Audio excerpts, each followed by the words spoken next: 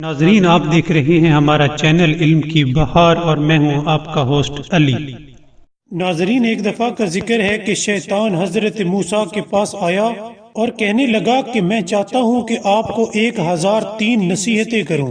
حضرت موسیٰ شیطان کو پہچان گئے اور فرمایا کہ جتنا تم جانتے ہو اس سے کہیں زیادہ میں جانتا ہوں، مجھے تیری نصیحت کی ضرورت نہیں۔ حضرت جبرائیل حضرت موسیٰ پر وحی لے کر نازل ہوئے اور کہنے لگے کہ اے موسیٰ، اللہ تعالیٰ فرماتا ہے کہ اس کی 1000 نصیحتیں جھوٹ اور فریب پر مبنی ہیں، لیکن 3 نصیحتیں کام آنے والی ہیں، ان 3 نصیحتوں کو سن لو۔ حضرت موسیٰ شیطان سے مخاطب ہوئے اور کہنے لگے کہ مجھے 1000 نصیحتیں چھوڑ کر باقی 3 نصیحتیں کرو۔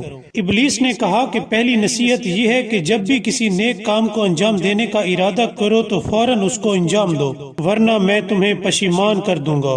اور دوسری نصیحت یہ کہ اگر کسی نامحرم کے ساتھ تنہائی میں بیٹھے ہو تو مجھ سے غافل نہ رہنا، ورنہ تم کو برے کام کرنے پر ابھاروں گا۔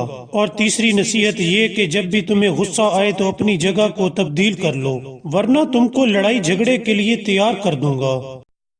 ناظرین، اگر آپ کو ہماری ویڈیو پسند آئی ہو تو سبسکرائب کرنا مت بھولیے گا۔ Thank you.